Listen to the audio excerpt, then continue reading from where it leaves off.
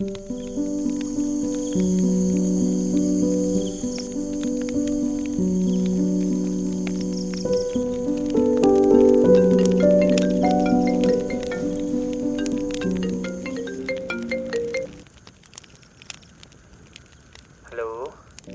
जी time वाइम तो देखा करो, कुछ रात का 1 बज रहे हैं और 1 बजे आपको कैसे याद आ गई मेरी? बस भाई तेरे को याद करा था यार आज पूरे दिन भर ना, मतलब मैं सोचूं मैं का बंदा कहीं आजकल गायब हो गया, ना कोई वीडियो ना कोई अपडेट, मैं का पता नहीं कहाँ गया आजकल। फिलहाल तो मैं हूँ यहाँ पे जंगलों में कैंपिंग पे आया हूँ अकेला। क्या जंगल में, वो भी अकेले, तो भी इतनी रात को? इतनी हिम्मत कहाँ से आ जाती है भाई तेरे अंदर? हिम्मत तो अपने आप ही आ जाती है जब एक बार शुरू कर दो ये सब करना। नहीं बात तो सही है, पर यार मैं ये सोच रहा हूँ ना कि इतनी एडवेंचरस ट्रिप पे तू चला जाता है, वो भी अकेला। लाइक प्रॉपर प्लानिंग चाहिए, इतनी हिम्मत चाहिए, और स्पेशली जो इम्पोर्टेंट चीज़ है वो है पैसा। वो कहाँ से लेके आता है तू भाई अपनी वीडियोस को बनाने के लिए?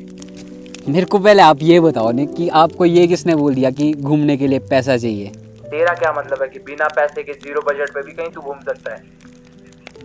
अभी कुछ टाइम पहले आपको याद है मैं स्पीति गया था दिसंबर में, वो मैं गया था ज़ीरो बजट में, बिना किसी प्लानिंग के साथ, और वो भी बिल्कुल अकेला। स्पीति वैली गया था तो घूमने जीरो बजट में, वो भी अकेला? भाई ये तो मुझे जानना है, मुझे बता तो नहीं ये कैसे किया। तो आज की रात में मैं सुनाता हूँ आपको पूरी कहानी, क्योंकि आज की रात है साल की सबसे लंबी रात और स्टोरी भी ये काफ़ी लंबी है, तो शुरू करते हैं।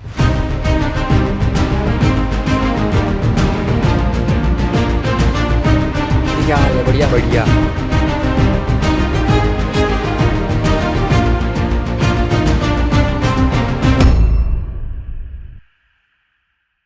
तो ये बात है दिसंबर 2024 की, जब मैंने ज़ीरो बजट लेकर पहुंचने का सोचा घर से 500 किलोमीटर दूर स्पीति वैली। तो आज दिसंबर का महीना है, 8 तारीख है और दिन के बज रहे हैं 3। तो फटाफट से निकलते हैं। 3:30 बज गए, 4 बज गए, मौसम भी ख़राब होने वाला है और आज वैसे शिमला में बताया गया कि बर्फ़ पड़ने वाली है, तो हमें उससे पहले यहाँ से निकलना होगा। मैं अपने साथ एक बैग लेकर निकला था जिसमें था एक टेंट और एक कंबल। ना पैसे थे और ना ही कोई फिक्स प्लान। तो शिमला से बाहर निकलने के लिए मैंने कई गाड़ियों से लिफ्ट ली। हर गाड़ी के साथ मिले अलग अलग लोग, कुछ ने हंसते हंसते मदद की और कुछ लोगों ने थोड़े बहुत सवाल किए, लेकिन सफ़र जारी रहा। शिमला से दिन के 3 बजे शुरू हुआ ये सफ़र शाम के 5 बजे तक ले आ पहुंचता है मुझे ठियोग नामक एक छोटे से स्टेशन पर। लेकिन जैसे ही मैं ठियोग पहुंचता हूं मैं देखता हूं कि मौसम काफ़ी ख़राब होता जा रहा है और तभी न जाने कहां से उसी वक्त बर्फ़ पड़ना शुरू हो जाती है। अब ये समझ नहीं आ रहा था कि इस सफ़र को आगे कंटिन्यू करना चाहिए या फिर यहीं से वापस हो लेना चाहिए, क्योंकि अगर आगे जाकर बर्फ़ ज़्यादा पड़ जाती है तो रास्ते बंद भी हो सकते हैं और मेरा आगे बढ़ना मुश्किल भी हो सकता है। लेकिन मैं रिस्क लेकर चलता रहा और रात होते होते मैं पहुंच जाता हूं अपने घर से 127 किलोमीटर दूर रामपुर शहर। रात काफ़ी हो चुकी थी, तो मैं अब फैसला लेता हूं वहीं किसी जगह पर अपना टेंट लगाकर वहीं एक रात बिताने का।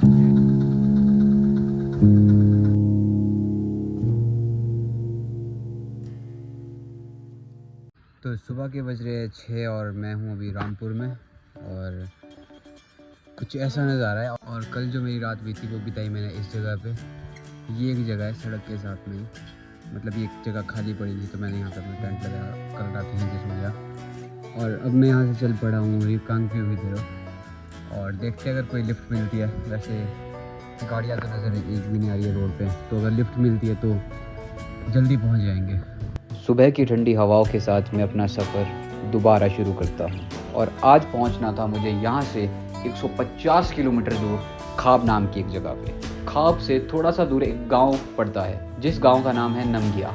वहाँ पर मेरा एक काफ़ी पुराना दोस्त रहता है और आज मुझे उसी के पास ठहरना है। तो अब मैं अपने लिफ्ट लेने का सिलसिला फिर से शुरू कर देता हूँ। पूरे दिन अलग अलग गाड़ियों से लिफ्ट लेने के बाद मैं आखिरकार पहुँच ही जाता हूँ अपनी मंजिल पर, जहाँ से सिर्फ कुछ किलोमीटर दूर है इंडिया चाइना बॉर्डर पर। लेकिन जैसे ही मैं उस जगह पे पहुँचता हूँ मैं देखता हूँ कि मेरे फ़ोन में नेटवर्क आना बिल्कुल बंद हो जाता है। अब एक कांड हो जाता है। तो मुझे खाब नाम की जगह पे पहुँच के करना होता है अपने दोस्त को कॉल, क्योंकि मुझे उसके घर की एग्जैक्ट लोकेशन और उसके गाँव का पता बिल्कुल भी मालूम नहीं था, क्योंकि मैं यहाँ पर पहली बार आ रहा था। 1-2 घंटे उसी गांव में इधर उधर घूमने के बाद मेरे फ़ोन में अचानक से नेटवर्क आना शुरू हो जाता है और मैं तब कहीं जाके अपने दोस्त को बुला पाता।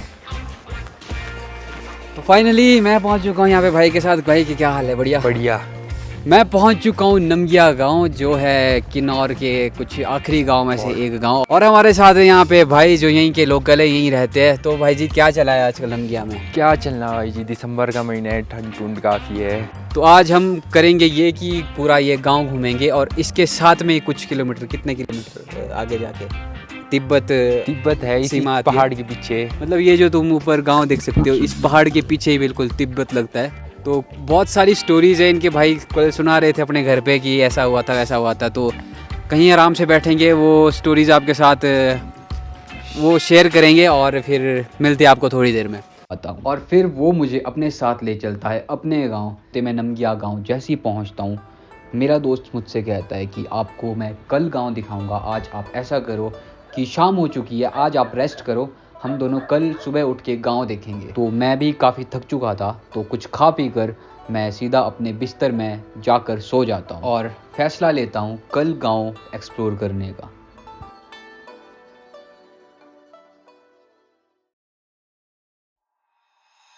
जब भी लोग स्पीति घाटी जाते हैं तो ज्यादातर ख्वाब से सीधे स्पीति पहुंच जाते हैं, लेकिन इसी रास्ते में ऊपरी किन्नौर का एक गांव है, नमगिया। ये गांव थोड़ा हटकर है और ऑफ बीट है। बहुत कम लोग इसके बारे में जानते हैं। नमगिया गांव मानसरोवर झील से निकलने वाली नदी के किनारे बसा हुआ है। एक जमाने में यहाँ भारत और तिब्बत के बीच व्यापार होता था। व्यापारी सीमा पार करते थे, लेकिन मोबाइल ले जाना सख्त मना था। आज यह सब इतिहास है, लेकिन गांव की गलियां उस समय की कहानियां आज भी सुनाती हैं। यहाँ ठहरने के लिए बहुत कम ऑप्शंस अवेलेबल हैं, इसीलिए ज्यादातर लोग इस गांव को नजरअंदाज कर देते हैं। लेकिन यही तो इसकी खासियत है। जो लोग भीड़ से दूर कुछ नया तलाशने आते हैं, उनके लिए ये जगह एकदम परफेक्ट है। नमगिया के सेब तो पूरे देश में फेमस हैं। यहाँ के सेब का स्वाद ऐसा है कि एक बार खा लिया तो भुला नहीं पाएंगे। लेकिन सिर्फ सेब ही नहीं, ये गांव अपने सीमावर्ती जीवन के लिए भी जाना जाता है। अगर आप यहाँ से आगे इंडो चाइना बॉर्डर तक जाना चाहें तो आर्मी की परमिशन लेनी होती है। सीमा पर शूटिंग भी मना है, लेकिन अगर आप यहाँ आए तो वो पल सिर्फ अपनी आंखों में कैद करिए। हालांकि गांव के कुछ लोगों की जमीन सीमा के पास है, तो वो बिना परमिशन वहां जा सकते हैं। और हाँ, यहाँ के कुछ लोगों के रिश्तेदार आज भी सीमा के उस पार तिब्बत में रहते हैं। उनसे मिलने के लिए पास और आर्मी की इजाजत लेनी पड़ती है। नमगिया एक अनोखी जगह है, जहां इतिहास, प्रकृति और संस्कृति एक साथ मिलते हैं। अगली बार जब आप स्पीति की तरफ जाए तो इस गांव को नजरअंदाज मत करिए। ये जगह आपको वो सुकून और अनुभव देगी जिसे आप हमेशा याद रखेंगे।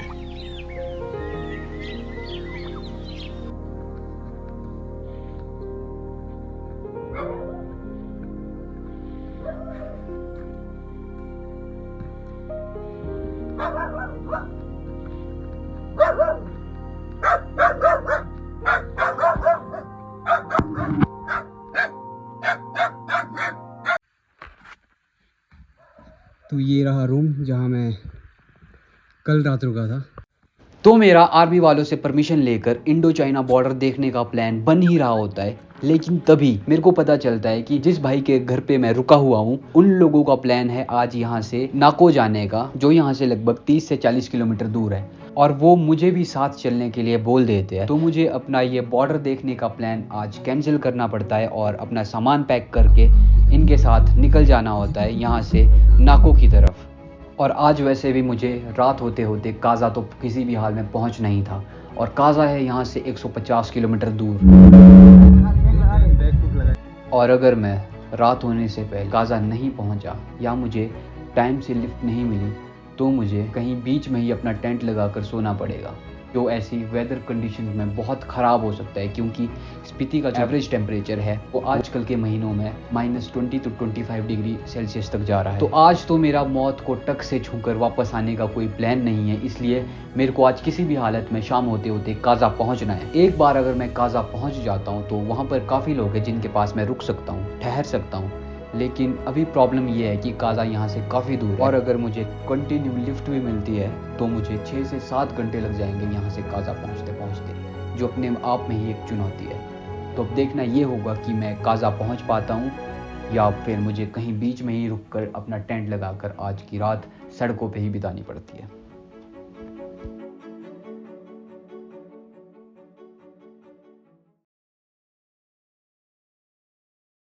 आज से लगभग 2 दिन पहले 500 किलोमीटर दूर अपने घर में बैठ के मैंने डिसाइड किया था कि मुझे पहुंचना एक ऐसी जगह पे जहां पर लोग प्रॉपर प्लानिंग के साथ भी आने से पहले लगभग 10 बार सोचे। और आज मैं खड़ा हूं उसी जगह पे जिसे कहा जाता है the winter Wonderland, Spiti valley.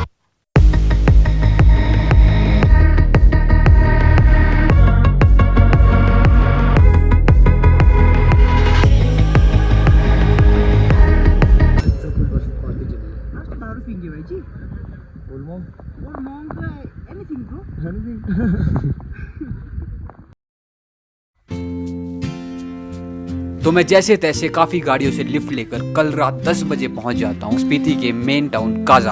और अब मुझ में इतनी हिम्मत नहीं थी कि मैं आगे कुछ रिकॉर्ड कर पाऊं, तो अपना कैमरा बंद करके मैं ठहरता हूं अपने काफी पुराने दोस्त के पास। और अगले दिन मैं निकल पड़ता हूं यहां से 20 किलोमीटर ऊपर वर्ल्ड्स हाईएस्ट मोटरेबल रोड की तरफ, जो है कॉमिक विलेज में। और उस जगह से मेरा एक अलग ही रिश्ता है। तो स्टोरी कुछ ऐसी है कि आज से लगभग 1 साल पहले जब मैं यहाँ आया था पहली बार, तो उस वक्त इतनी बर्फ पड़ गई थी कि जितनी पिछले 7 सालों में ना पड़ी हो। मानो बर्फ का तूफान सा ही आ गया था। और उस बर्फीले तूफान में एक बेवकूफ़ फैसला लेता है कि यहाँ काजा से 15 किलोमीटर ऊपर जाएगा और वर्ल्ड का हाईएस्ट पोस्ट ऑफिस देखेगा। वो बेवकूफ़ कोई और नहीं था, वो बेवकूफ़ मैं ही हूँ। तो पोस्ट ऑफिस तक तो मैं पहुँच गया था, लेकिन उस दिन इतनी बर्फ़ पड़ जाती है कि जो मेरा होम स्टे था वहाँ हिक्किम में, वहाँ से एक कदम भी बाहर निकालना नामुमकिन सा हो गया था। बर्फ़ लगभग मेरे घुटनों तक पहुंच जाती है। लेकिन मैं किसी तरह उस दिन अपनी जान को जोखिम में डालकर वहां से नीचे काजा तो आ जाता हूं, लेकिन वहां से लगभग 5 किलोमीटर आगे जाकर आता है कॉमिक विलेज, जहां ख़त्म होती है वर्ल्ड की हाईएस्ट मोटरेबल। वहां जाना और उस जगह को देखना पिछली साल तो हो नहीं पाता, लेकिन किस्मत का खेल ये है कि मैं आज फिर उसी जगह पे खड़ा हूँ और मेरे को मिला है एक और चांस उस जगह को देखने का और पहचानने का। और अब मैं इस अपॉर्चुनिटी का इस्तेमाल करते हुए पहुंचने वाला हूं वर्ल्ड के हाईएस्ट मोटरेबल रोड को देखने के लिए, जो है कॉमिक विलेज में। तो फाइनली 4 दिन पहले मैं चला था अपने घर से 0 बजट लेके, और मैं पहुंच चुका हूं घर से 500 किलोमीटर दूर, वो भी बिल्कुल अकेला। ये नीचे कॉमिक गाँव है। तो आज मैं घूमूंगा कॉमिक और उसके बाद मैं जाऊंगा वापस नीचे काजा। पार वाले पहाड़ियों पे बर्फ़ गिर रही है और यहाँ भी हल्की हल्की बर्फ़ पड़ रही है, वैसे कैमरे में भी दिख नहीं रहा होगा। चलता हूँ मैं नीचे कॉमिक गांव की तरफ, मोनास्ट्री देखते हैं और कुछ गांव देखते हैं और उसके बाद चलते हैं वापस नीचे काजा।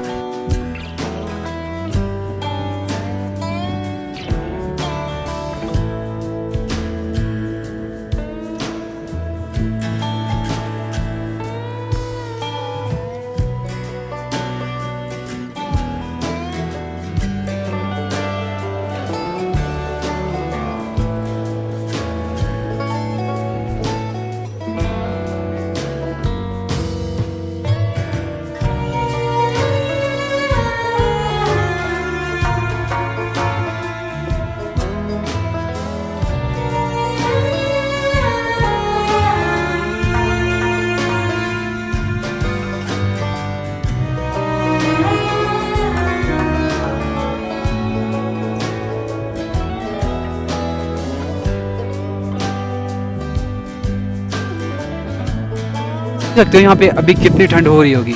अभी दिन के 11 या 12 बजे है और ये पानी कहीं ऊपर से आ रहा था, और जैसे ही टेम्परेचर डाउन गया तो ये सारा का सारा जम गया, और ये भी 2-3 महीने ऐसा ही जमा रहेगा। तो यहाँ काफ़ी ज़्यादा ठंड है दिसंबर के महीने में।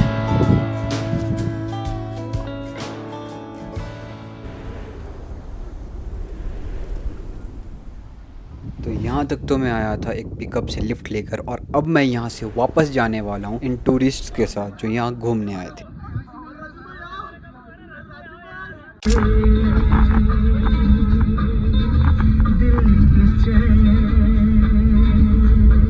और रास्ते में मुझे देखने को मिलते हैं ये हिमालयन ब्लू शीप। तो एक और रात काजा में बिताने के बाद मैं यहाँ से निकल पड़ता हूँ अगले दिन एक काफ़ी मैजिकल सी जगह को देखने के लिए।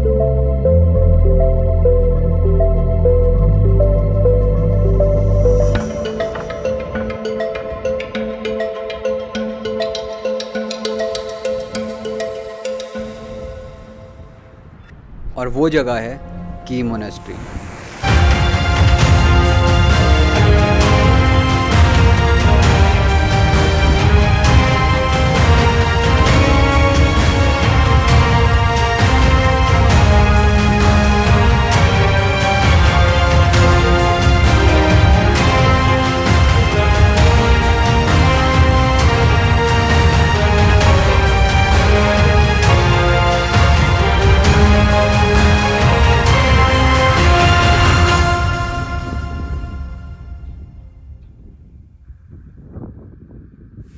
स्पीति वैली की बात हो और कि मोनेस्ट्री का जिक्र न आए, ऐसा हो ही नहीं सकता। कि मोनेस्ट्री करीब 1000 साल पुरानी है। ये मोनेस्ट्री समुद्र तल से 13,668 फीट की ऊंचाई पर स्थित है और बौद्ध धर्म का एक प्रमुख केंद्र है। यहाँ करीब 300 भिक्षु रहते हैं जो ध्यान और शिक्षा में लीन रहते हैं। इतिहास में इस मोनेस्ट्री ने कई मुश्किलें झेली हैं। 17वीं सदी में इसे मंगोलों ने हमला कर बुरी तरह क्षतिग्रस्त कर दिया था। इसके अलावा 19वीं सदी में डोगरा सेना और उसके बाद ब्रिटिश आक्रमण ने भी इसे नुकसान पहुंचाया, लेकिन हर बार इसे दोबारा बनाया गया और ये पहले से भी ज्यादा मजबूत हो गई। 1905 में आए एक बड़े भूकंप ने मोनेस्ट्री को गंभीर रूप से हिला दिया था, लेकिन यहाँ के लोगों के अटूट विश्वास और मेहनत से इसे फिर से खड़ा किया गया। कि मोनेस्ट्री सिर्फ एक धार्मिक स्थल नहीं, बल्कि संघर्ष, शांति और अडिग विश्वास का प्रतीक है। जब भी आप स्पीति जाएं, इस ऐतिहासिक और आध्यात्मिक जगह का अनुभव जरूर लें। कुछ वक्त की मोनेस्ट्री में बिताने के बाद मैं निकल पड़ता हूँ वहाँ से आगे की ओर, एक ऐसी जगह को देखने के लिए जो हमारे इनक्रेडिबल इंडिया का एक इनक्रेडिबल पार्ट है।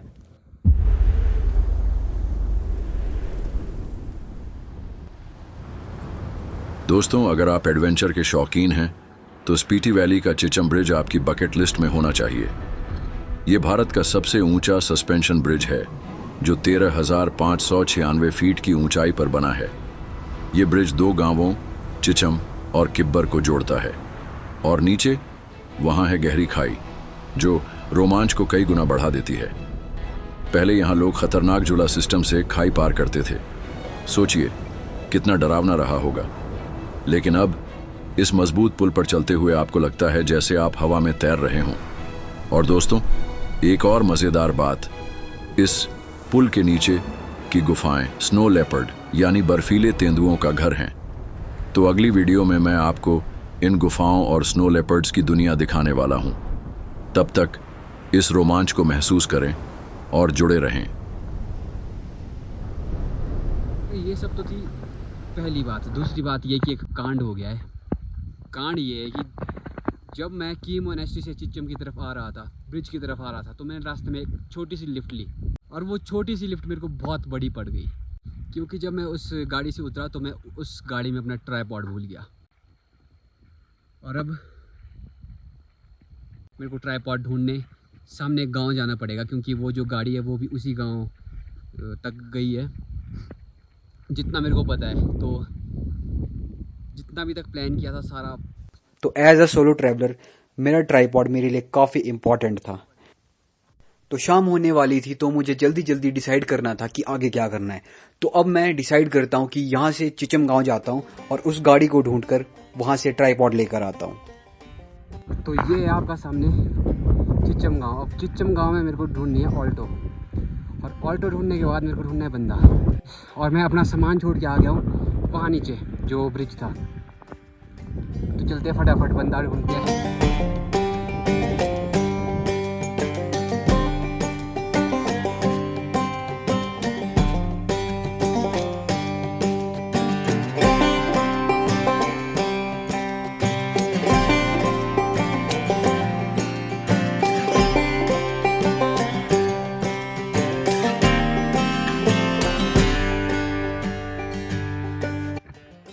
ठुला दिया भाई, आपने ठुला दिया।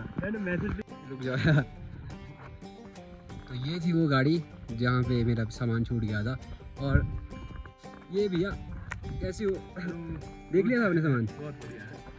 तो जो ये नीचे ब्रिज है इसके साथ में ढाबा था, वहाँ पे मैंने अपना सारा सामान रख दिया और अब मेरे को जाना है वो सामने पार, वहाँ पे गाँव है जिसका नाम है किब्बर।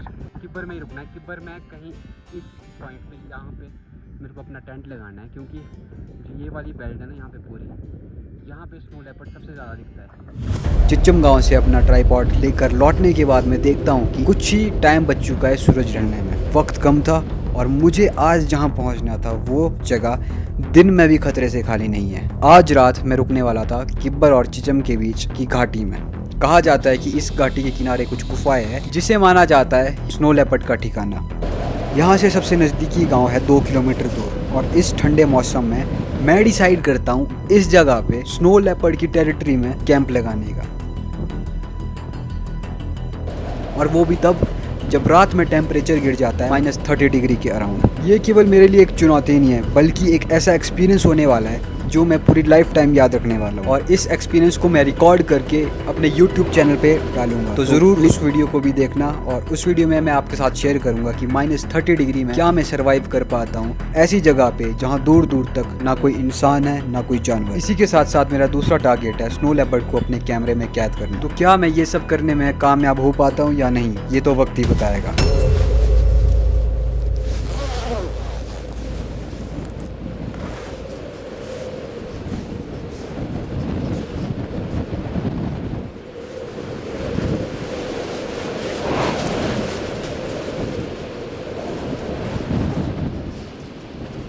तो अब आप लोगों को मिलते हैं कल सुबह।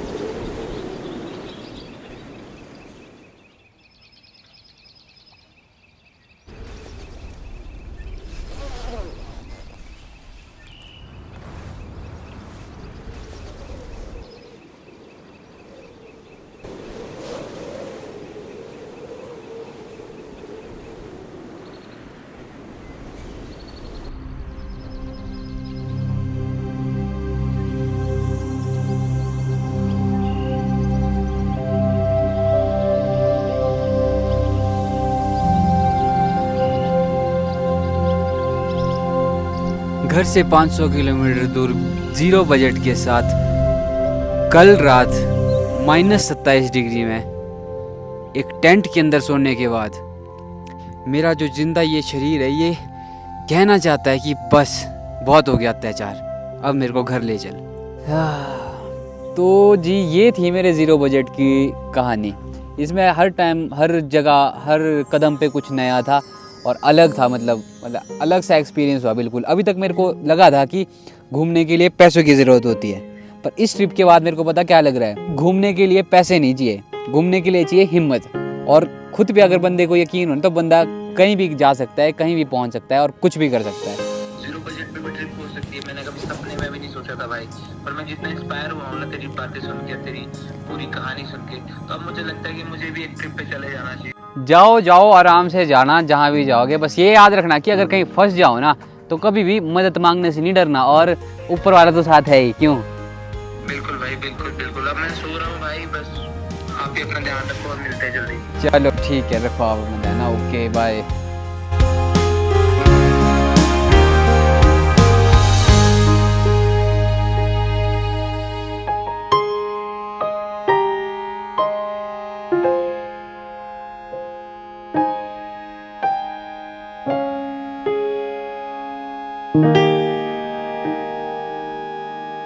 Thank you.